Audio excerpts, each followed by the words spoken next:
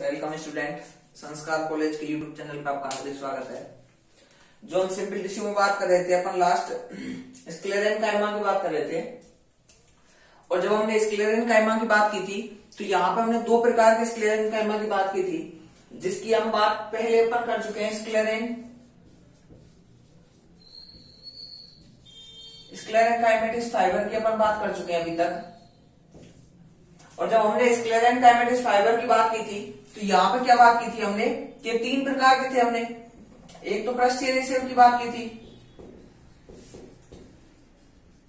Surface fibre की, ठीक है। सेकंड जो हमने बात की थी वो जाइलम रेशेव, और एक अपने बात की थी बास्ट फाइबर्स या फ्लोएम फाइबर्स की, ठीक है। तो यहां तक अपन बात कर चुके हैं। लेकिन जो हमने यहाँ पे हमने दो प्रकार के स्क्लेरेनकाइमा की बात की थी, जिसमें हम पहले स्क्लेरेनकाइमेटिस फाइबर की अपन बात कर चुके हैं। यहाँ पे जो हमारे दूसरे बच जाते हैं वो थे अपने स्क्लेरेट्स। आज हम उनके बारे में चर्चा को कंटिन्यू करते हैं। तो सेकंड थे हमारे स्क्लेरेट्स, ठीक है। तो यहां पे हम पहले ही बात कर रहे थे कि जो स्क्लेरेनकाइमा में कैसी कोशिकाएं, मृत कोशिकाएं, क्योंकि यहाँ पे किसका जमाव पाया जाता है, लिग्निन का। लिग्निन का जमाव होने के कारण यहाँ पे जब लिग्निन का जमाव हो जाता है तो ये कोशिकाएं क्या है कि इनका जो भी जीव द्रव्य है वो समाप्त होने लगता है, जिससे कोशिका कैसी अवस्था में आ जाती है, मृत अवस्था में।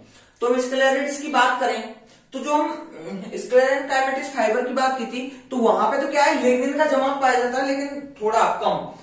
किसकी तुलना में, स्क्लेरेट्स की तुलना में। यहां पर क्या है कि इनकी जो कोशिका वृत्ति है, पहली तो ये जो कोशिकाएं हैं ये सेल समव्यासी है, मतलब जितनी भी कोशिकाएं सभी कैसी हैं, एक समान व्यास की होती हैं।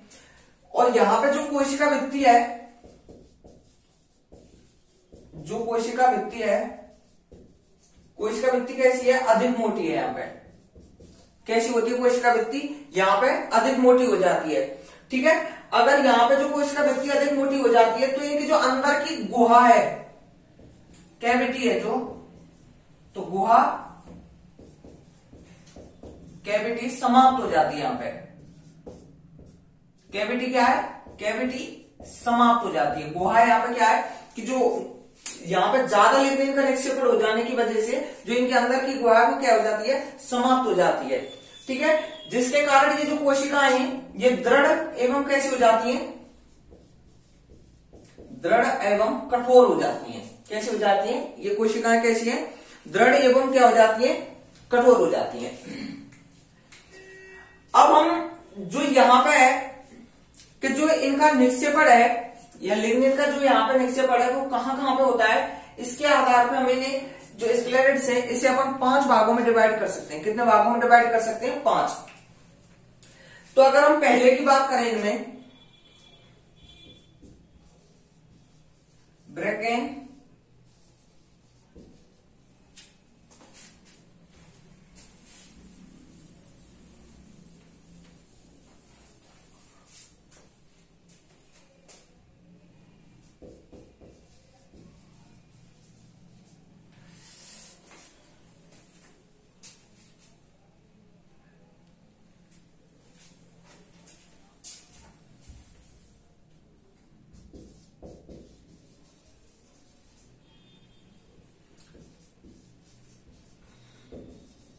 ब्रैकिस्क्लेरेट्स, ठीक है।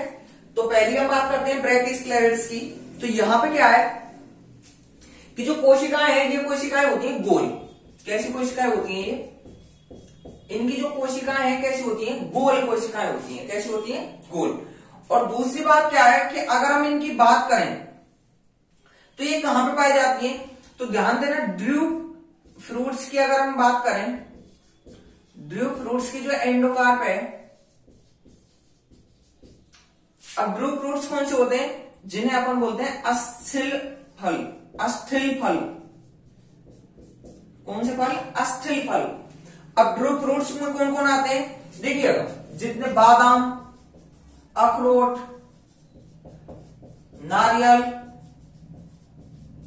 ये सब कहां पे आ जाएंगे, ये सब कहां पे आते हैं? ड्रू फ्रूट्स में आते हैं, अस्थिल फल में आते हैं। ठीक है, तो जो इनकी जो एंडोकार्प है, जो अस्थिल फलों की जो एंडोकार्प है, बादाम अखरोट ये कैसे सभी के सभी कठोर होते हैं, तो जो इनकी जो एंडोकार्प है वो किसकी बनी होती है? ये स्क्लेरिड्स है, और इसे अपन कौन से टाइप में डिवाइड करते हैं? ब्रैकिस्क्लेरिड्स में। ठीक है, तो पहली बात तो है इनकी कोशिकाएं कैसी हैं? गोल है। अगर हम इनके एग्जाम्पल की बात करें तो इनका एग्जाम्पल क्या है कि ड्रू फ्रूट्स की जो एंडोकार्प है वो किसकी बनी होती है? स्क्लेरिड्स की बनी होती है, जिसे अपन क्या बोलते हैं? ब्रैकिस्क्लेरिड्स। अगर हम इसके एग्जाम्पल की बात करें तो इनके एग्जाम्पल कौन हो जाएंगे? बादाम, अखरोट और नारियल। ठीक है, दूसरी बात है यहां पे कि एक तो ये ड्रू फ्रूट्स में है, एक है कुछ फलों की मध्य फल वृत्ति, सॉरी, फलों के गूदे में। ठीक है, जो अंदर का जो भाग होता है फलों का, कुछ ऐसे फल हैं, जैसे अगर मैं यहां पे बात करूं कि जैसे नाशपाती, चीकू और अमरूद। ठीक है, अगर हम इन फलों की बात करें तो जो इन फलों का जो अंदर का जो गूदा होता है उसमें कुछ ऐसी कोशिकाएं होती है, कठोर कठोर सी कोशिकाएं, जिनकी वजह से क्या है? कड़कड़ापन की जो आवाज आती है वो किसकी वजह से आती है? कि यहाँ पर जो कोशिकाएं हैं वो कौन सी हैं? ब्रैकिस्क्लेरिड्स हैं। ठीक है, तो यहाँ पे दो जगह पाई जाएगी, एक तो ड्रू फ्रूट्स की एंडोकार्प में, और ड्रू फ्रूट्स कौन कौन से हैं? बादाम, अखरोट और नारियल। दूसरी बात है फलों के गूदे में। फलों के गूदे कौन कौन से? फलों के गूदे में कुछ कोशिकाएं पाई जाती हैं, नाशपाती, चीकू और अमरूद। लिख सकते हैं इसमें, इस कारण करकरापन की। ठीक है, तो अगर हम जब हम इन फलों को खाते हैं तो किसकी आवाज आती है? करकरापन या करकरापन होता है, इस कारण करकरापन होता है। ठीक है, तो ध्यान देने वाली बात क्या है कि ये कैसी होती हैं? गोल कोशिकाएं होती हैं। कैसी कोशिकाएं हैं ये? गोल कोशिकाएं हैं। ठीक है, तो पहले अपन जो स्क्लेरिड्स में जब हमने डिवाइड किया है तो पहले अपन बात कर चुके हैं ब्रैकिस्क्लेरिड्स की। ठीक है, और इसके बाद में अगर हम बात करें तो पहले मैं यहां बात कर लेता हूं आपसे। ठीक है, तो ये आप यहां पे लिख लेना, बादाम, अखरोट और नारियल। ठीक है, सेकंड बात करते हैं अपन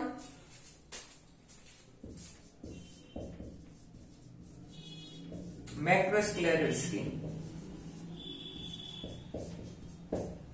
ठीक है, जो सेकंड है, अपने पहली अपन ने ब्रैकिस्क्लेरिड्स की बात की है, सेकंड जो बात की है वो हमने बात की है मैक्रोस्क्लेरिड्स की। ठीक है, अगर हम इनकी आकृति की बात करें तो इनकी आकृति होती है छड़नुमा।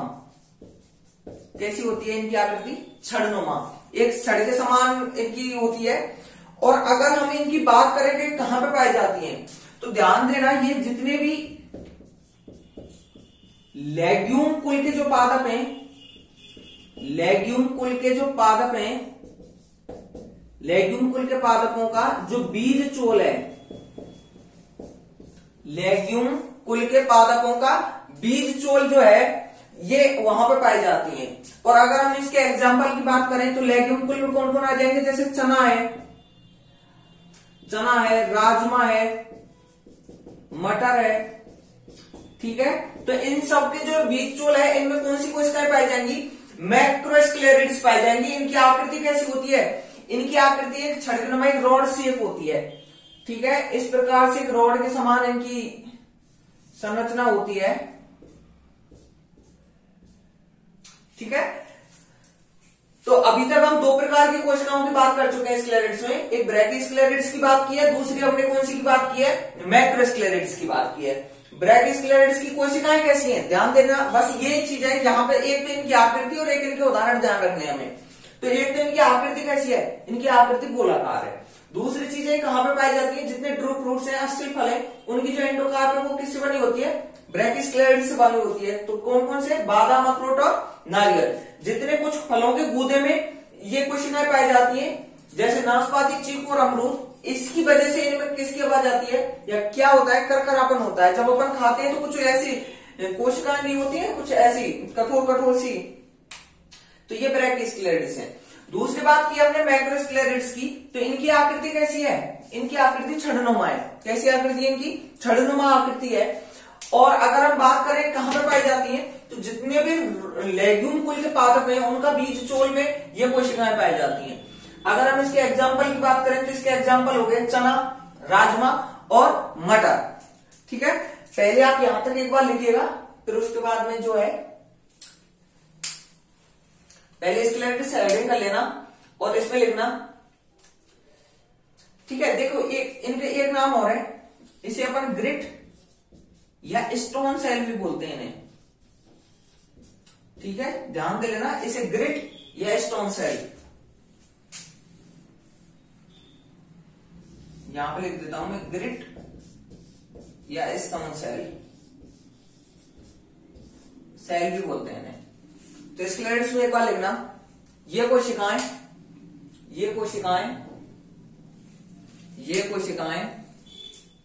समान व्यास की होती हैं, ये कोशिकाएं समान व्यास की होती हैं, समान व्यास की होती हैं तथा इनकी कोशिका भित्ति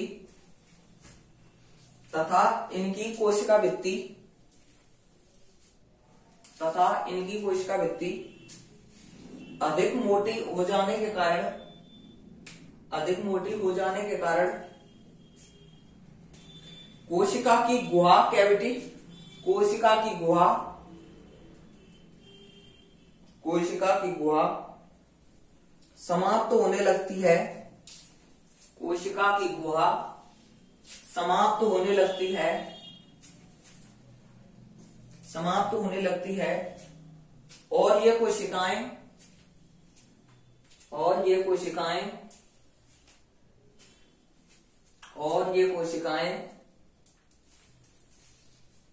दृढ़ एवं कठोर होती हैं। ये कोशिकाएं दृढ़ एवं कठोर होती हैं। लिखिएगा इसमें, नेक्स्ट लाइन में लिखना है, ये निम्न प्रकार की होती हैं, ये निम्न प्रकार की होती हैं।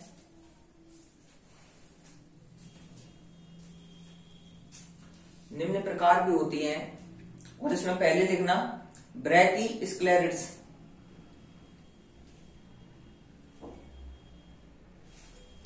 ब्रैकियोस्क्लेरिड्स या ग्रिट्स है, ग्रिट या स्टोन सेल भी लिख लेना इसे, ग्रिट या स्टोन सेल। और इसमें लिखिएगा इनकी आकृति गोल होती है, इनकी आकृति गोल होती है, इनकी आकृति गोल होती है। नेक्स्ट लाइन में लिखना, ये ड्रूप फ्रूट या अस्टिल फलों की, ड्रूप फ्रूट या अस्टिल फलों की एंडोकार्प में, ड्रूप फ्रूट या अस्टिल फलों की एंडोकार्प में उपस्थित होती हैं। ड्रूप फ्रूट अस्टिल फलों की एंडोकार्प में उपस्थित होती हैं। इनके एग्जाम्पल लिख लेना, बादाम, अखरोट व नारियल, बादाम, अखरोट व नारियल।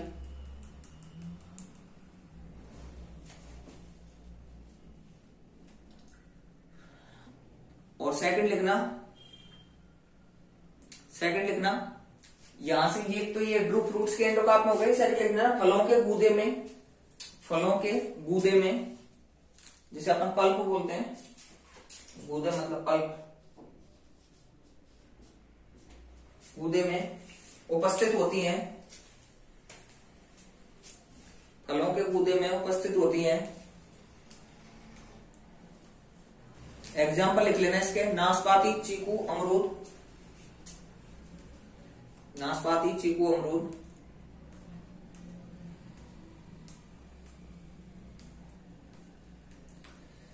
और इसमें लिख लेना इस कारण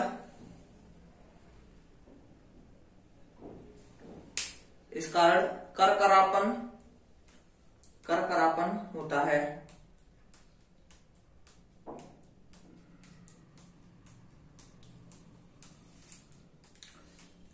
नेक्स्ट लिखना मैक्रोस्क्लेरिड्स।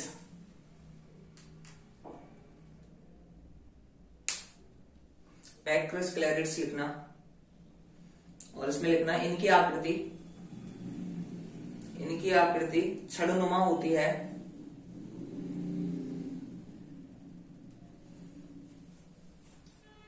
छड़नुमा होती है। ये लेग्यूम पादपों के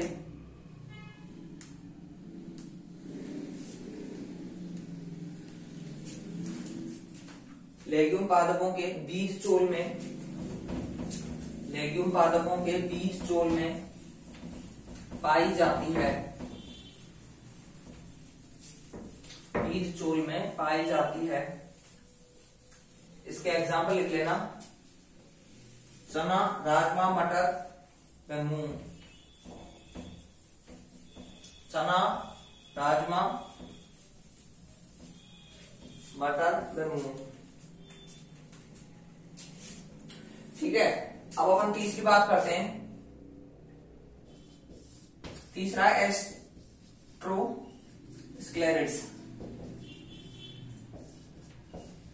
ठीक है, एस्ट्रोस्क्लेरिड्स की बात करें तो पहली बात है जो इनकी आकृति है, इनकी आकृति होती है तारेनुमा। इनकी आकृति कैसी होती है?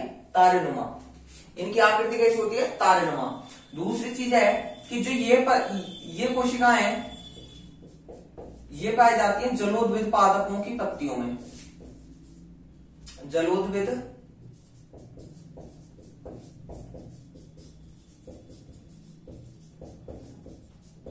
पादपों की पत्तियों में।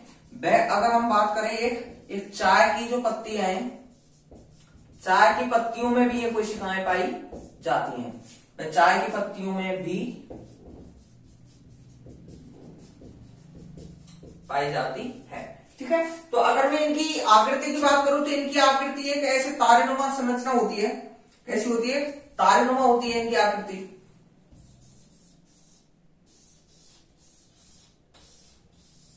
ठीक है, ऐसी इनकी आकृति होती है। अगर मैं इसकी बात करूं तो ये पाई कहां पे जाती है? ये पाई जाती है जितनी भी जलोद्भिद पादप हैं, जलोद्भिद पादपों की कहां पे मिलेंगी? पत्तियों में मिलेंगी। और अगर मैं सेकंड बात करूं तो कहां पे मिलेंगी? चाय की पत्तियों में भी ये मिलती हैं। ठीक है, सेकंड अपन फोर्थ है हमारा ओस्टियोस्क्लेरिड्स। ओस्टियोस्क्लेरिड्स। अगर मैं ओस्टियोस्क्लेरिड्स की बात करूं तो जैसे कि नाम से है ओस्टियो मतलब अस्थि, तो इनकी जो है इनकी मैं संरचना की बात करूं तो इनकी संरचना कैसी होती है? ये अस्थि के समान होती है। ठीक है, अस्थि के समान होती है इनकी आकृति।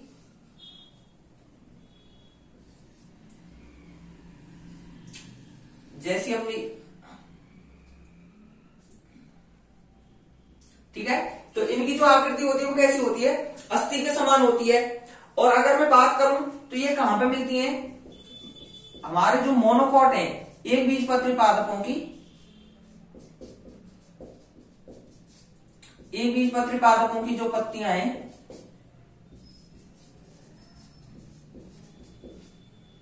एक बीजपत्री पादपों की जो पत्तियां हैं वहां पे क्या मिलेंगी? ये इस प्रकार की कोशिकाएं मिलती हैं। ठीक है, और जो हमारी जो लास्ट है वो है हमारी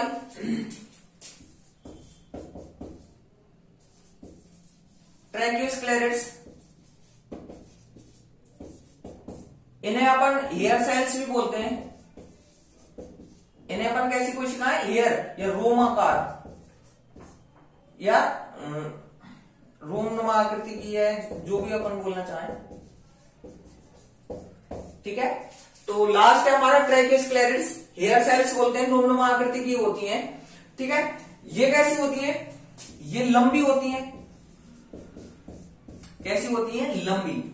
ठीक है, और लंबी होने की वजह से कभी जब क्या है कि यहाँ पे एक बात ध्यान रखनी है कि कुछ ये कोशिकाएं लंबी होती हैं, तो कभी कभी ऐसा लगता है कि इसे अपन फाइबर्स में भी कभी कभी काउंट करते हैं, लेकिन फाइबर्स क्यों नहीं होता है कि वहां पे जो है ना, जो हमने अभी तक बात की थी कि वहां पे जो गर्त मिलते हैं वो कैसे होते हैं, सरल गर्त, लेकिन यहाँ पे गर्त नहीं मिलते, मतलब यहाँ की जो इनकी अंदर की जो कैविटी है वो फुल होती है, तो इस वजह से अपन इसे किसमें काउंट करते हैं, स्क्लेरेट्स में, मतलब ये ज्यादा कठोर होती है उनकी तुलना में, इस वजह से अपन इसे स्क्लेरेट्स में ही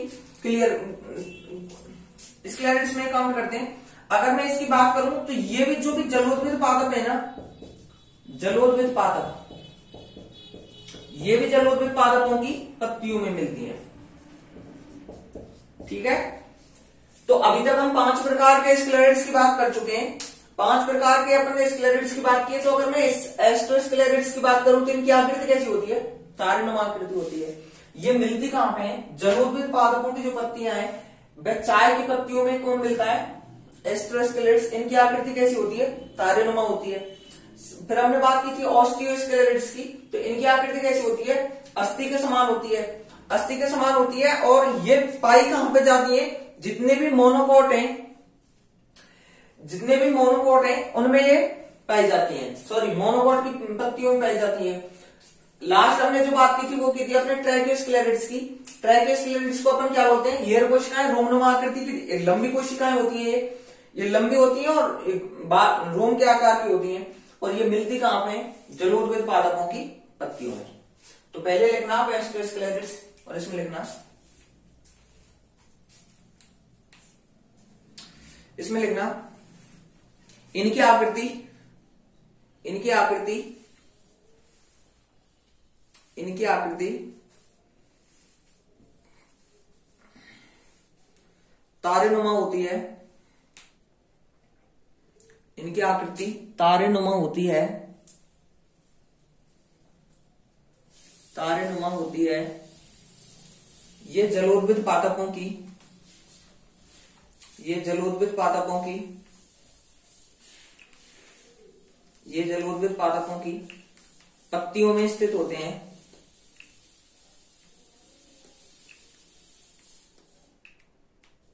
जलोद्भिद पादपों की पत्तियों में स्थित होते हैं, जलोद्भिद पादपों की पत्तियों में स्थित होते हैं। और नेक्स्ट लाइन में ही लिख लेना कि वह चाय की पत्तियों में भी स्थित होते हैं, चाय की पत्तियों में भी स्थित होते हैं।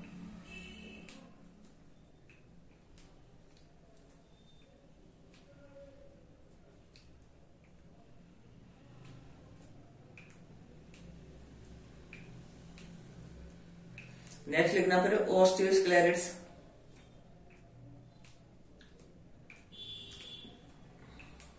ट्राइकोस्क्लेरेट्स, सॉरी, जो नेक्स्ट लिख रहे हैं अपन ऑस्टियोस्क्लेरेट्स, इसमें लिखना इसे अस्थि के समान या प्रॉप सेल भी बोलते हैं इन्हें, प्रॉप सेल भी। इनकी आकृति अस्थि के, इनकी आकृति अस्थि के समान, अस्थि के समान होती है, अस्थि के समान होती है। और इसमें लिख देना कुछ एक बीजपत्री पादपों की, कुछ एक बीजपत्री पादपों की, कुछ एक बीजपत्री पादपों की पत्तियों में पाई जाती हैं।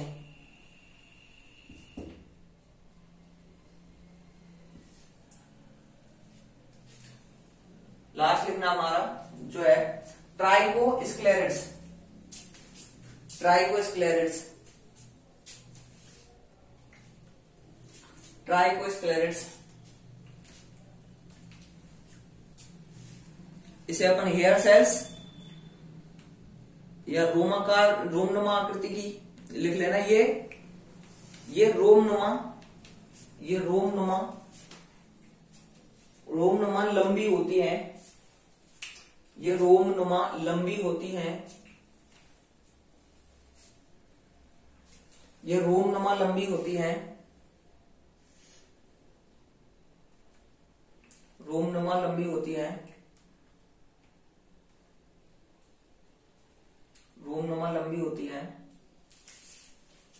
वह अगर एक और लिख लेना, ये द्विभुजी है, ये कांटे के समान द्विभुजी है। इसकी जो भुजाएं कितनी होती हैं? 2। ये कांटे के समान द्विभुजी है, कोशिकाएं हैं। ये कांटे के समान द्विभुजी है, कोशिकाएं हैं, द्विभुजीय कोशिकाएं हैं।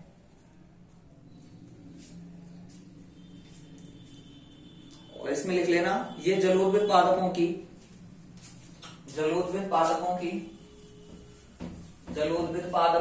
पत्तियों में पाई जाती हैं, पादपों की पत्तियों में पाई जाती हैं।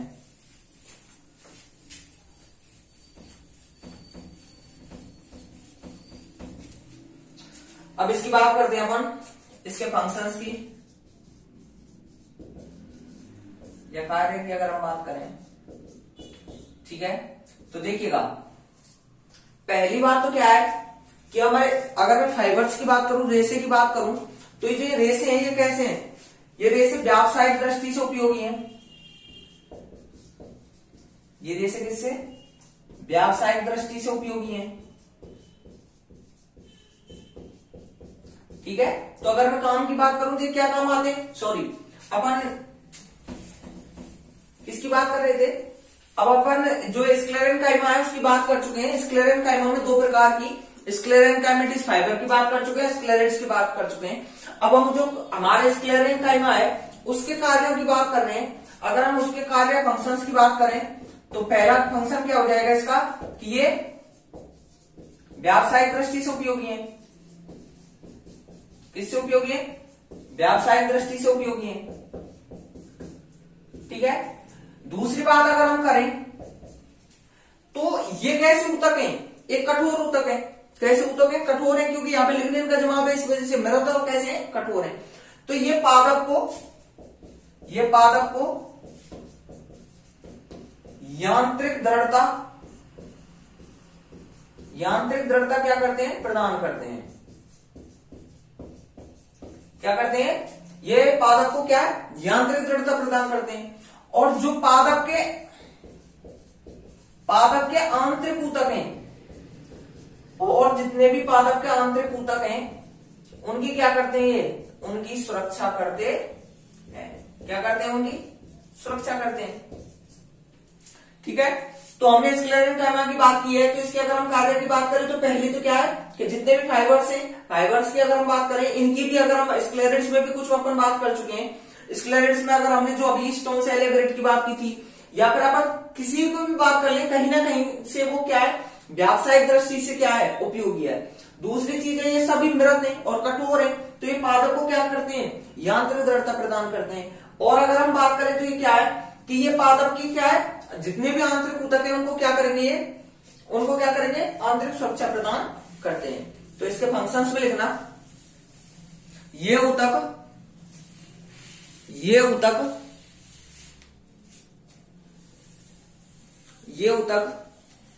व्यावसायिक दृष्टि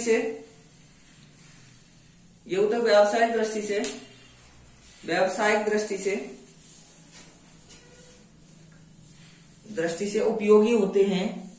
व्यावसायिक दृष्टि से उपयोगी होते हैं।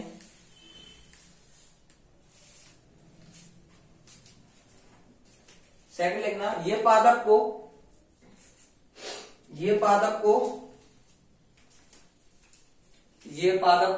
यांत्रिक सुरक्षा,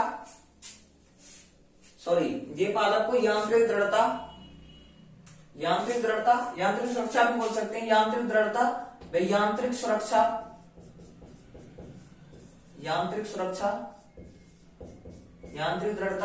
सुरक्षा प्रदान करते हैं।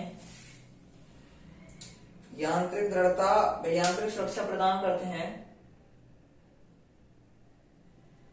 थर्ड लिखना है इसमें, ये ऊतक या फिर ये पादप के आंतरिक ऊतकों को पादप के आंतरिक ऊतकों की सुरक्षा प्रदान करते हैं, पादप के आंतरिक ऊतकों को सुरक्षा प्रदान करते हैं। ये पादप के आंतरिक ऊतकों को सुरक्षा प्रदान करते हैं।